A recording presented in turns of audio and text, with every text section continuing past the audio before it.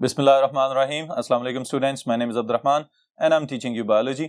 Students, इस session में हम स्टार्ट करेंगे लार्ज इंटेस्टाइन, उसके अंदर कौन कौन सी खुराक को जज़ब किया जा रहा है और इसके कंपोनेंट्स कौन कौन से हैं जो इन प्रोसेसेस के लिए हेल्पफुल हैं, और at the end the undigested food and waste products they are expelled out of the body. ये सारी चीज़ें हम इस टॉपिक में डिस्कस करेंगे। इंपॉर्टेंट शॉर्ट क्वेश्चंस इस टॉपिक में मौजूद हैं आपके लिए, और अगर मुकम्मल तौर पे पूछ लिया जाए तो एक लॉन्ग क्वेश्चन बन सकता है। Okay, so for the details on the board.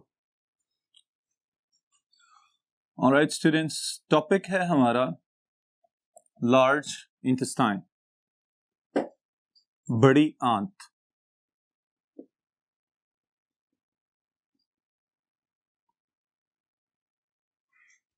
Ji, large intestine is the last major component of the digestive system. Okay, अब खुराक को जब हमने इंजेस्ट किया तो ओरल कैविटी से उसका सफर शुरू हुआ। शुरू में मैकेनिकल डाइजेशन की गई दांतों की मदद से, फिर केमिकल डाइजेशन का आगाज हुआ only for the carbohydrates, polysaccharides, जो कि शुरू किया स्लाइवरी एमिलेज ने। ओके, उसके बाद फिर उसको अच्छी तरह से चबा के नरम किया गया और म्यूकस और स्लाइवा ऐड करके बोलस बना दिया गया। उस बोलस को एसोफेगस में पेरिस्टालसिस के अमल के जरिए आगे पुश किया गया और स्टमक तक पहुंच गई खुराक। अब इस खुराक के अंदर जो बाकी कंपोनेंट्स में प्रोटीन्स मौजूद थे, पेप्सिन ने उसको केमिकली डाइजेस्ट किया और स्टमक की अपने चर्निंग प्रोसेस की वजह से उसको मैकेनिकली डाइजेस्ट कर दिया गया। फिर उसके बाद इस खुराक को कायम की फॉर्म में कन्वर्ट किया गया। That was a semi solid mass of partially digested food inside the stomach. तो वो जो पार्शियली डाइजेस्टेड फूड की एक फॉर्म है, दैट इज नोन एज कायम। फिर उस कायम के बनने के बाद पाइलोरिक स्फिंक्टर को ओपन किया गया at the bottom of the stomach और खुराक को स्मॉल इंटेस्टाइन के हवाले कर दिया गया, जहां पे duodenum, the first part of the small intestine, वहां पे डाइजेशन के अमल को मजीद फर्दर प्रोसेसेस में से गुजार के और खुराक को छोटे छोटे ज़रात में कन्वर्ट कर दिया गया। ऑलराइट स्टूडेंट्स, फिर उसके बाद जेजनम और इलियम से होती हुई ये खुराक आहिस्ता आहिस्ता हजम भी हुई, उसमें से काम की चीजों को ब्लड स्ट्रीम के अंदर जज़ब भी कर लिया गया और फर्दर उनकी डेस्टिनेशंस की तरफ भेज दिया गया। अब जो लिक्विड्स मौजूद थे इस फूड के अंदर, specially water and electrolytes and other salts, और उसके साथ ही साथ वो जूसेस वगैरह जो या तो खुराक के अंदर से निकले या आपने डायरेक्टली लिक्विड की फॉर्म में इनटेक किए, वो लार्ज इंटेस्टाइन तक पहुंच चुके हुए हैं। ऑलराइट, अब लार्ज इंटेस्टाइन का फंक्शन यहां से शुरू होगा स्टूडेंट्स। ओके, और इसके लिए दो बेसिक पॉइंट्स मैं मेंशन करने जा रहा हूं और ये नोट कर लें। This is the primary function of large intestine। बड़ी आंत के दो बुनियादी फंक्शंस हैं। The first one is solidification of waste, all right, and the second one is absorption of liquids that are water and dissolved salts। All right students, अब यहां पे दो चीजें मैंने मेंशन की हैं। पहले नंबर पे तो वो तमाम खुराक के अज्जा जो हजम होने के बाद और उनमें से काम की चीजें जो जज़ब की जा चुकी हैं वो लार्ज इंटेस्टाइन तक पहुंचेंगे, तो वहां पे इनको मजीद कॉम्पैक्ट कर दिया जाएगा। कॉम्पैक्ट करने के लिए सिंपल सा प्रोसेस किया जा रहा है, और वो क्या है कि पानी और बाकी लिक्विड्स को बीच में से एब्जॉर्ब कर लिया जाए, तो ऑटोमेटिकली जो वेस्ट प्रोडक्ट्स या जो अनडाइजेस्टेड फूड की फॉर्म बची है वो ऑटोमेटिकली खुद से ही सॉलिड वेस्ट प्रोडक्ट में कन्वर्ट होना शुरू हो जाएगी। ऑलराइट, अब इसके लिए स्टूडेंट्स जो पानी और नमकियात जज़ब किए जा रहे हैं, एक नई टर्म मैं आपके लिए मेंशन करने जा रहा हूं, and this is actually specialized proteins that are known as aquaporins. Alright, aquaporins. और ये एक्वापोरिन्स क्या है? चैप्टर नंबर 4 के अंदर प्लाज्मा मेम्ब्रेन में मैंने ये चीज मेंशन की थी कि प्लाज्मा मेम्ब्रेन के अंदर खास किस्म के प्रोटीन चैनल्स या पोर्स मौजूद होते हैं। ऑलराइट स्टूडेंट्स, यही चीज यहां पे मैं मेंशन कर रहा हूं। Aqua for water, porins are specialized channels, और इनका क्या काम है, from the lumen of the intestine water को सेल्स के अंदर जज़ब कर लेना, ऑलराइट। और जब भी पानी मूव करेगा अक्रॉस द मेम्ब्रेन्स तो इस प्रोसेस को हम कहेंगे ऑस्मोसिस, ऑलराइट स्टूडेंट्स। सो ऑस्मोसिस को प्रमोट करने के लिए, वाटर का अपटेक बढ़ाने के लिए जो स्पेशलाइज्ड प्रोटीन चैनल्स यहां पे मौजूद हैं, these are aquaporins and they enhance the absorption of water and dissolve salts and electrolytes, okay। तो ये चीज मैं यहां पे मेंशन कर देता हूं बोर्ड के ऊपर, specialised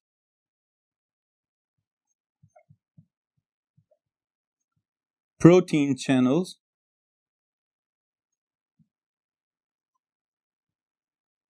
that enhance the uptake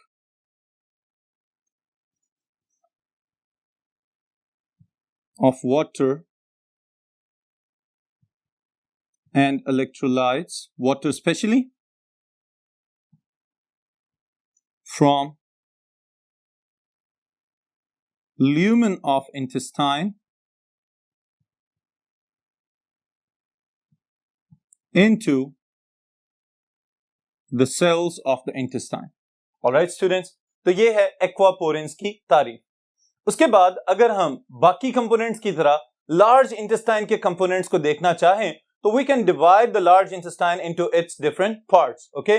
इसके कौन कौन से हिस्से बनाए जा सकते हैं, इनको भी वन बाय वन एनलिस्ट कर लेते हैं। The first part is cecum, alright।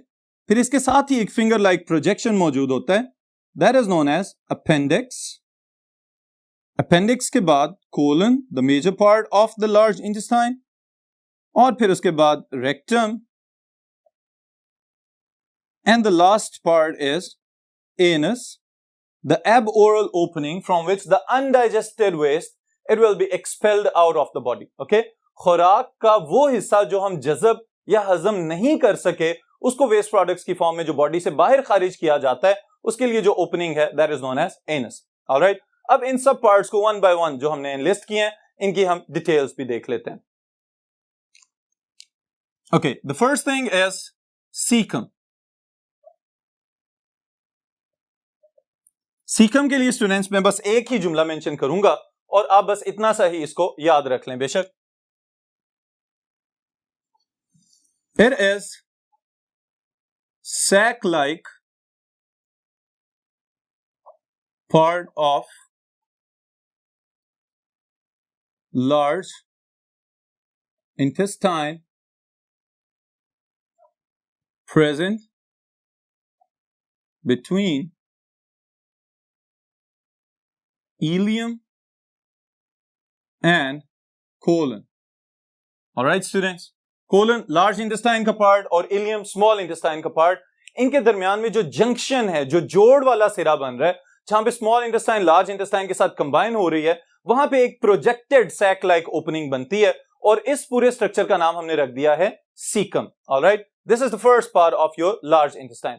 फिर उसके बाद अगर फर्दर दूसरा कंपोनेंट हम देखें तो दैट इज अपेंडिक्स। ये बहुत ज्यादा अहम चीज है और इसके मुतालिक आपको पता भी होना चाहिए। जी स्टूडेंट्स, अब ये टर्म आमतौर पे हम सुनते हैं कि फलां बंदे ने अपेंडिक्स का ऑपरेशन करवा लिया और उसका ऑपरेशन के बाद अपेंडिक्स निकाल के फेंक दिया गया है, तो इसको समझ भी लें कि ये अपेंडिक्स होता क्या है और इसके ऑपरेशन की जरूरत क्यों पेश आती है, okay. So this is the part of the digestive system, ये तो हमें नजर आ रहा है, ओके। इसको पहले डिफाइन कर लें। Finger like process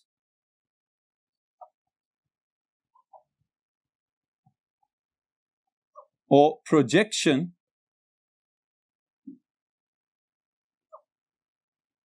present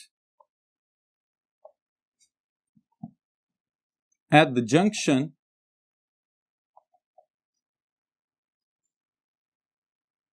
of small and large intestine near the right bottom of abdomen, all right students। उंगली की तरह जो छोटी उंगली है इसकी तरह का एक प्रोजेक्टेड स्ट्रक्चर उभार नजर आता है, बिल्कुल बारीक सा वर्म लाइक स्ट्रक्चर भी इसको कहा जाता है, कि देखने में ये चूंकि एक कीड़े की तरह या अर्थवर्म के जैसा नजर आ रहा होता है, तो इसकी तरह का एक स्ट्रक्चर है जो कि हमारे एब्डोमिनल बॉटम पे राइट साइड पे दाएं जानिब मौजूद होता है, और इस स्ट्रक्चर का नाम है अपेंडिक्स।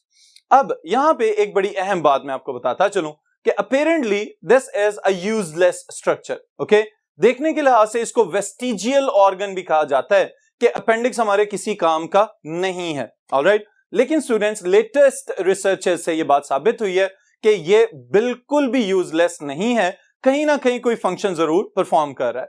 और क्या फंक्शन परफॉर्म कर रहा है इसको हम यहां पे मेंशन करते हैं बोर्ड के ऊपर। अपेंडिक्स contains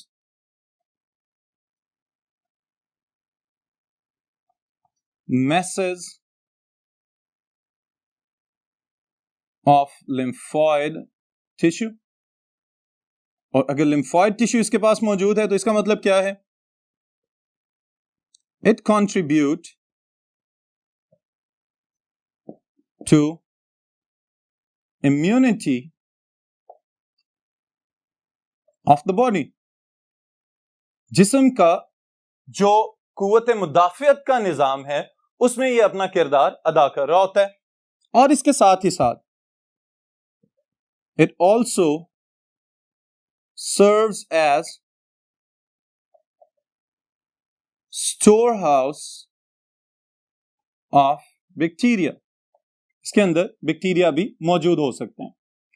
ऑलराइट स्टूडेंट्स, अब इसका मतलब यह है कि मुकम्मल तौर पे यूजलेस कह देना यह बात इसके लिए ठीक नहीं होगी, बल्कि अगर हम इसको यूं कहें कि है तो ये डाइजेस्टिव सिस्टम के साथ अटैच्ड, लेकिन डाइजेशन में इसका कोई रोल नहीं है, तो फिर हम इस बात को जस्टिफाई जरूर कर सकते हैं। ऑलराइट, तो अब सवाल ये पैदा होता है कि ये अपेंडिक्स एकदम से इतना ज्यादा इन्फेक्टेड किस तरह से हो जाता है कि जिसकी वजह से शदीद किस्म की तकलीफ पैदा हो जाए और बाद में फिर इसको कटवा के रिमूव करना पड़ जाए। ऑलराइट, तो इसके लिए स्टूडेंट्स मैं इसकी वजह मेंशन कर रहा हूं। पहले नंबर पे इसका जो इन्फेक्शन है, जो जिसको आमतौर पे हम कहते हैं कि ये अपेंडिक्स का मसला पैदा हो गया। ओके, उसके लिए एक और स्पेसिफिक टर्म है, that is the acute inflammation of appendix. It is known as appendicitis. Okay, ये बात याद रखिएगा कि इन्फ्लेम्ड इन्फेक्शन है, तो इस वजह से हम इसके साथ टिस लगा रहे हैं एंड पे, that is known as appendicitis. Okay, तो ये चीज मैं मेंशन करूंगा यहां पे। This is about the inflammation of appendix and it is known as appendicitis। all right, और appendicitis है क्या? acute inflammation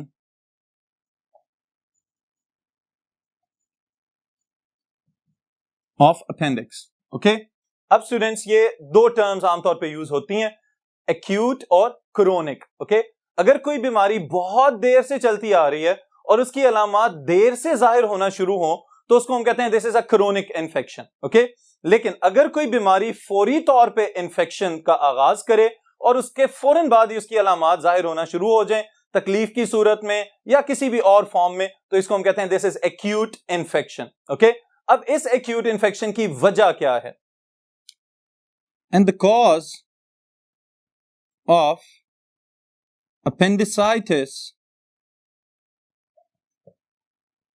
is blockage of infectious bacteria। Alright, ऐसे बैक्टीरिया जो इन्फेक्शन कॉज कर सकते हैं। हो सकता है कि वो खुराक जो ऊपर से पास ऑन हो के नीचे आ रही है, वो ज्यादातर बैक्टीरिया तो उसमें से पहले ही खत्म हो चुके हुए हैं। ओके, क्योंकि आपके HCl और एसिडिफाइड मीडियम की वजह से बहुत ज्यादा एंटीसेप्टिक इफेक्ट हुआ और बैक्टीरिया की डेथ हो गई। लेकिन उसके बावजूद स्टूडेंट्स कुछ बैक्टीरिया ऐसे हैं जो इस मीडियम के लिहाज से भी रेजिस्टेंट हैं और उनके ऊपर इस एसिडिक मीडियम का असर भी नहीं होता। अगर उस तरह के कुछ इंफेक्शन कॉजिंग बैक्टीरिया खुराक के साथ अपेंडिक्स में आए और वहां पे रुक जाएं, एक तो प्रॉब्लम ये हो सकता है। इसके अलावा if appendix fail to empty its contents, वो चीजें जो इसके अंदर दाखिल हो गई हैं, अगर अपेंडिक्स बर वक्त उनको बाहर ना निकाल सके तो ये भी मसला हो सकता है। ओके, और फिर आपकी बुक में एक टर्म मेंशन की गई है, that is known as putrefaction.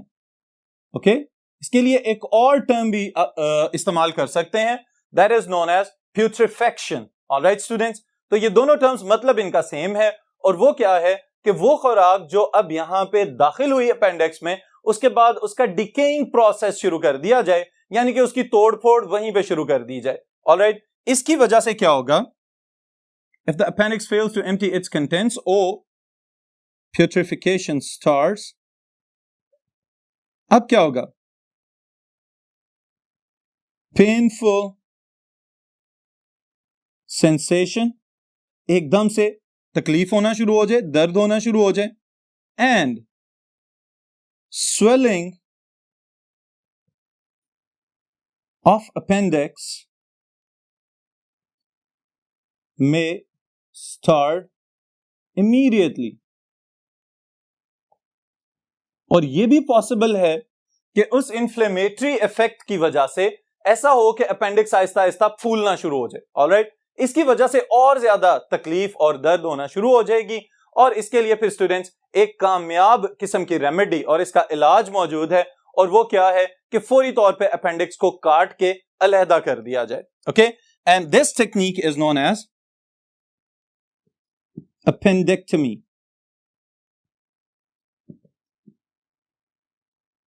Alright, और appendectomy को भी हम डिफाइन कर लें, surgical removal of appendix. Alright students, के अपेंडिक्स को काट के ऑपरेशन के जरिए अपनी बॉडी से बाहर निकाल दिया जाए, और चूंकि पहले ही डाइजेस्टिव सिस्टम के अंदर कोई अहम किरदार अदा नहीं कर रहा था, तो इसका मतलब यह है कि इसके निकल जाने से डाइजेशन के ऊपर कोई खातिर खा असरात नहीं होंगे। ऑलराइट, लेकिन अब सवाल यह पैदा होता है कि इन चीजों से बचा किस तरह से जा सकता है, कि अपेंडिसाइटिस से खुद को या अपने छोटे बहन भाइयों को आप किस तरह से महफूज रख सकते हैं। आमतौर पर तो ये प्रॉब्लम देखा ही बड़े लोगों में जाता है, और इसकी बुनियादी वजह यह है कि खाने के फौरन बाद या तो बहुत ज्यादा जंपिंग हॉपिंग किस्म की एक्टिविटीज परफॉर्म करना शुरू कर दी जाए, कि उछल कूद वाला काम शुरू कर दिया जाए, या फिर एक और चीज जिसका हम बिल्कुल ख्याल नहीं रखते, और वो ये है कि खाना खाने के बाद फौरन लेट जाना। ऑलराइट, इसकी वजह से भी समटाइम्स फूड पार्टिकल्स जो हैं वो अपेंडिक्स में दाखिल हो जाते हैं और अपेंडिसाइटिस का बायस बन सकते हैं। ऑलराइट स्टूडेंट्स, तो इस किस्म के पोस्चर से या इस किस्म की एक्टिविटी से जरूर बचा जाए कि जिनकी वजह से ये खतरा पैदा हो सके कि कहीं फूड पार्टिकल्स वगैरह अपेंडिक्स के अंदर ज्यादा देर तक रुक ना सके। ओके, तो this is about the appendix. ये बहुत ज्यादा इंपॉर्टेंट शॉर्ट क्वेश्चन है आपके बोर्ड के क्वेश्चंस के पॉइंट ऑफ व्यू से। ऑलराइट स्टूडेंट्स, फिर next part is colon. Alright, हमारे सीक्वेंस के लिहाज से colon will be the third component of the large intestine. Okay, लेकिन एज अ होल जो हमें मेजर पोर्शन नजर आ रहा है लार्ज इंटेस्टाइन का, दिस इज कोलन, और इसके तीन हिस्से हैं। The first one is ascending colon, the second one is transverse colon, and the third one is descending colon.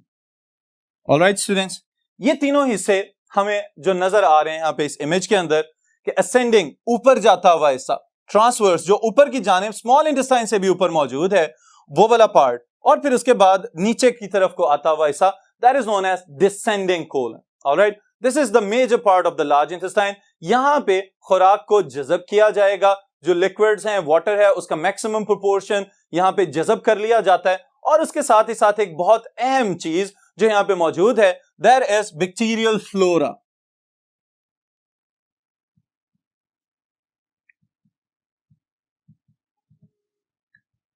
अब स्टूडेंट्स, बैक्टीरियल फ्लोरा में पहले नंबर पे तो इस टर्म को समझ लें। ओके, क्योंकि वेजिटेटिव फंक्शन परफॉर्म करें तो इस वजह से इसको हम फ्लोरा में शामिल कर रहे हैं। नॉर्मली फ्लोरा की टर्म प्लांट्स के लिए यूज की जाती है, लेकिन चूंकि यहां पे ये कीमोसिंथेसिस करेंगे और उसके साथ ही साथ हमें भी फायदा पहुंचा रहे हैं। वो किस तरह के रिहाइश पजीर हैं हमारी लार्ज इंटेस्टाइन के अंदर, बड़ी आंत में बैठे हुए, लेकिन यहां पे रहते हुए साथ ही साथ आपको विटामिन के बना के दे रहे हैं। ऑलराइट, और विटामिन के करेगा क्या स्टूडेंट्स, आपके ब्लड के अंदर जो ब्लड क्लॉटिंग प्रोटीन्स हैं वो बनाने के लिए विटामिन के बहुत ज्यादा एसेंशियल विटामिन है, तो इसकी जरूरत वहां पे पेश आती है। ओके, फिर इसके साथ ही साथ एक और चीज इजाफी में मेंशन करता चलूं कि sometimes B complex, alright, vitamins बनाने वाले bacteria they are also residing inside the large intestine, और ये भी आपको बहुत ज्यादा फायदा पहुंचा रहे हैं। ओके, तो इसका मतलब ये है कि ना सिर्फ ये कि खुराक को जज़ब किया जा रहा है, बल्कि ऐसे बैक्टीरिया को लार्ज इंटेस्टाइन अपनी इन फोल्डिंग्स के अंदर पनाह दिए हुए है कि जो आपके लिए विटामिन्स बनाएंगे और आपकी खुराक को जज़ब करने के लिए और आपकी बॉडी को एनर्जी प्रोवाइड करने के लिए और तो और ब्लड क्लॉटिंग प्रोटीन्स बनाने के लिए अपना किरदार अदा करते रहेंगे। ऑलराइट स्टूडेंट्स, फिर उसके बाद दो अलग-अलग से इन्फेक्शंस हैं जिनका मैं जिक्र यहां पे करता चलूं। इंपॉर्टेंट शॉर्ट क्वेश्चन बन सकता है आपके लिए। The first one is diarrhoea. Alright students, diarrhoea जिसे आमतौर पे हैजा कहा जाता है। अब स्टूडेंट्स, अपेरेंटली बड़ों के लिए तो ये इतना ज्यादा कोई नुकसानदेह नहीं है, लेकिन जो मसले वाली चीज है वो इसका ऑप्टिमाइज्ड इफेक्ट होता है, और ऑप्टिमाइज्ड इफेक्ट क्या होता है, डिहाइड्रेशन। ऑलराइट, अब इसकी वजह क्या क्या हो सकती है इसको देख लें। ऐसा भी पॉसिबल है कि कोई इंफेक्शन हो जाए, और बैक्टीरियल इंफेक्शन, ओके, और यह भी पॉसिबल है कि कोई ड्रग इफेक्ट हुआ हो, ओके, किसी दवाई के जो ड्रॉबैक्स या नेगेटिव इफेक्ट्स या साइड इफेक्ट्स की फॉर्म में यह पॉसिबल है कि लिक्विड्स एब्जॉर्ब ना हो रहे हो, ओके, और तो और इमोशनल डिस्टर्बेंस जिसमें सरे फहरिस्त स्ट्रेस। ऑलराइट स्टूडेंट्स, ऐसा पॉसिबल है कि या तो डायरेक्टली बैक्टीरियल इंफेक्शन हो, या फिर ऐसा है कि किसी ड्रग के साइड इफेक्ट की वजह से पॉसिबल हो, या किसी मिसयूज्ड ड्रग के इफेक्ट की वजह से ऐसा होना शुरू हो जाए। और तीसरे नंबर पे ये चीज कि इमोशनल डिस्टर्बेंस, यानी कि कोई ऐसी सूरत हाल जिसमें बॉडी अपनी नॉर्मल कंडीशन में नहीं है, बहुत ज्यादा स्ट्रेस सिचुएशन डेवलप हो चुकी हुई है, तो उस सूरत में लार्ज इंटेस्टाइन लिक्विड्स को एब्जॉर्ब करना छोड़ देगी। जब लार्ज इंटेस्टाइन लिक्विड्स को या वाटर को एब्जॉर्ब नहीं करेगी तो लूज मोशंस स्टार्ट हो जाते हैं। और स्टूडेंट्स, आगाज में ये जो मोशंस हैं इनसे फील नहीं होता, लेकिन बॉडी के अंदर आहिस्ता आहिस्ता वीकनेस आना शुरू हो जाती है। और फिर एट द एंड नुकसान कब होता है कि जब रिक्वायर्ड वाटर लेवल भी मेंटेन ना किया जा रहा हो, जब पानी बॉडी की जरूरत से कम होना शुरू हो जाए, तो उस कंडीशन में फिर डिहाइड्रेशन का आगाज हो जाता है। और इस डिहाइड्रेशन की वजह से ना सिर्फ बच्चों की बल्कि बड़ों की डेथ भी हो सकती है। तो इस वजह से फौरी तौर पे निमकोल या ORS या इसी तरह से नमकियात मिला हुआ पानी फौरन स्टार्ट कर लिया जाए, और साथ ही साथ डॉक्टर की प्रिस्क्राइब्ड मेडिसिन का आगाज भी कर देना चाहिए। ऑलराइट, तो इस वजह से इस चीज को, अगर ये लॉन्ग टर्म इफेक्ट आ रहा है या प्रोलॉन्ग्ड डिजीज है, तो इसको बिल्कुल इजी ना लिया जाए, बल्कि फौरी तौर पे इसका इलाज शुरू कर देना चाहिए। अब स्टूडेंट्स, बिल्कुल इसके ऑपोजिट समटाइम्स एक और काम भी हो रहा होता है, and that is known as constipation.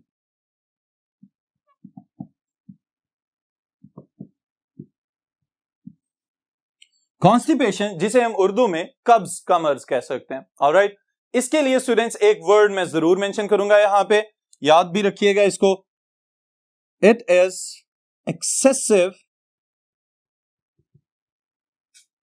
Absorption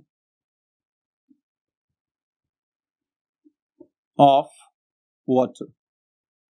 alright, और वजूहात में सरे फहरिस्त स्मोकिंग, कैफीन इनटेक, ऑलराइट, और बहुत ज्यादा चाय वगैरह पीना। फिर इसके साथ ही साथ यहां पे भी इमोशनल डिस्टर्बेंस को हम शामिल कर सकते हैं। ओके, अब स्टूडेंट्स, इस केस में क्या हो रहा है कि डायरिया वाले केस में वाटर बिल्कुल एब्जॉर्ब नहीं हो रहा था, और यहां पे जरूरत से ज्यादा वाटर एब्जॉर्ब हो गया, जिसकी वजह से क्या हुआ कि फीसिस ऑलमोस्ट कंप्लीटली डिहाइड्रेट हो गई, और बाकी जो म्यूकस के सेल्स हैं वो भी अब इस लिहाज से हेल्पफुल नहीं होते कि उस वेस्ट प्रोडक्ट को बॉडी से बाहर खारिज किया जा सके। That condition is known as constipation या कब्ज का मर्ज जिसको हम कह सकते हैं। ऑलराइट स्टूडेंट्स, तो इसका मतलब ये है कि इन लिक्विड्स का अपने होम्योस्टैटिक लेवल पे आके एब्जॉर्ब होना या एब्जॉर्ब ना होना, ये चीज भी हमारी सेहत को मुतासिर कर सकती है। ऑलराइट स्टूडेंट्स, तो आप हेल्थी खुराक खाएंगे, सेहतमंद रहेंगे और साथ ही साथ इन बीमारियों से भी बचे रहेंगे। फिर उसके बाद जो एक अहम चीज जो रेमेडी इसके लिए है students, there is fibre, okay, and it is cellulose. कोई भी ऐसी खुराक, खास तौर पे सब्ज पत्तों वाली खुराक कि जिसके अंदर फाइबर बहुत ज्यादा होता है, ये आहिस्ता आहिस्ता हमारे डाइजेस्टिव सिस्टम को साफ भी करता रहता है और साथ ही साथ आपकी लार्ज इंटेस्टाइन को कॉन्स्टिपेशन वाली फॉर्म में या इस किस्म के मसले से दो चार होने से महफूज रख सकता है। तो ज्यादा वाटर इनटेक इस चीज में मददगार साबित हो सकता है। ऑलराइट, फिर उसके बाद next thing is rectum, the last part of the large intestine. Okay, इसका फंक्शन क्या है? स्टोरेज ऑफ वेस्ट, जिसको अब हम वेस्ट कह रहे हैं, ओके, फॉर सम टाइम। वो खुराक जो हजम नहीं हो सकी, ऑलराइट, और उसके साथ साथ बहुत सारे वो वेस्ट प्रोडक्ट्स जो के ऊपर से मूव करते हुए आते जा रहे थे, साथ साथ specially even the bile pigments वो भी मूव करते हुए आ रहे थे स्मॉल इंटेस्टाइन से, यहां पे आके उनको थोड़ी देर के लिए स्टोर किया जाएगा। और चूंकि वेस्ट प्रोडक्ट्स हैं स्टूडेंट्स, तो ये भी खतरा हो सकता है कि अगर ज्यादा देर के लिए बॉडी के अंदर रहेंगे तो टॉक्सिसिटी कॉज कर सकते हैं, जहरीलापन फैला सकते हैं। इवन कुछ ऐसे बैक्टीरिया भी हैं कि जिनका फीसिस के साथ या स्टूल के साथ बॉडी से पास आउट होना बहुत ज्यादा जरूरी होता है। तो रेक्टम थोड़ी देर के लिए इन वेस्ट प्रोडक्ट्स को स्टोर करेगा और स्टोर करने के बाद एक डिफिकेशन रिफ्लेक्स डेवलप किया जाता है। और डिफिकेशन रिफ्लेक्स का क्या मतलब होता है कि अब रेक्टम को खाली करने का वक्त आ चुका हुआ है, तो अपनी बॉडी से उस फुजले को बाहर खारिज कर देना, that is known as defecation. Alright, तो इस प्रोसेस को हम कहेंगे defecation reflex and the whole thing is known as defecation. लेकिन डिफिकेशन के लिए स्टूडेंट्स जो इंपॉर्टेंट स्ट्रक्चर है दैट इज एनस।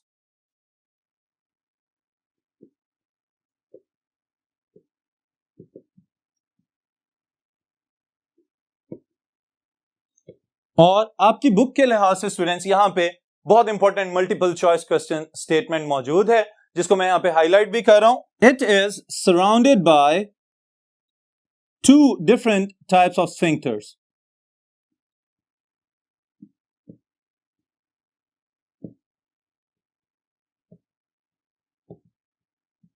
और अब तक स्टूडेंट्स स्फिंक्टर्स का तो आपको याद हो जाना चाहिए। Sphincters are the specialised ring of muscles that control the backflow or outflow of any substance. Okay? किसी भी चीज को या तो वापस जाने से रोकते हैं या फिर बाहर जाने के प्रोसेस को रेगुलेट करते हैं। ऑलराइट, तो यहां पे एनस के पास दो मुख्तलिफ इकसाम के स्फिंक्टर्स मौजूद हैं, जिसमें से the inner sphincter is circular and it is made up of smooth muscles.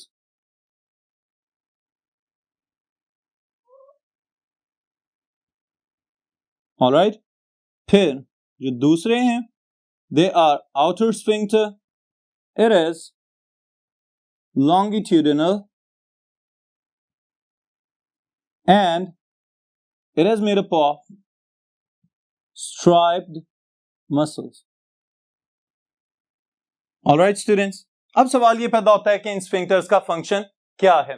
तो इसके लिए एक बड़ी आसान सी बात यह है कि डिफिकेशन के प्रोसेस को आप अपनी मर्जी से कॉन्शियसली कंट्रोल कर सकते हैं बीइंग एडल्ट्स। ओके, लेकिन स्टूडेंट्स जो इन्फेंट्स होते हैं, छोटे बच्चे जो होते हैं, उनके अंदर चूंकि ये स्फिंक्टर्स कॉन्शियस कंट्रोल में नहीं होते, तो ये पॉसिबिलिटी होती है कि वो किसी भी वक्त भी डिफिकेशन कर दें, लेकिन वक्त गुजरने के साथ साथ वो इस चीज को अपने कंट्रोल में कर सकते हैं। Alright, so this is all about the large intestine. इसके कंपोनेंट्स को याद रखिएगा। इंपॉर्टेंट शॉर्ट क्वेश्चन इसके अंदर अपेंडिक्स वाला एक इंपॉर्टेंट शॉर्ट क्वेश्चन है, और दूसरा what is the difference between diarrhoea and constipation. बहुत इंपॉर्टेंट और रिपीटेडली बोर्ड के क्वेश्चंस में पूछे जाते हैं, तो इस वजह से इन पे ज्यादा एम्फेसाइज करें। बाकी सारा सीक्वेंस अगर आप याद रखेंगे तो लॉन्ग क्वेश्चन लिखने के काबिल हो सकेंगे। ऑलराइट स्टूडेंट्स, सो यहीं पे इस सेशन को हम खत्म करें, फिर इंशाल्लाह ताला नेक्स्ट सेशन में नेक्स्ट टॉपिक के साथ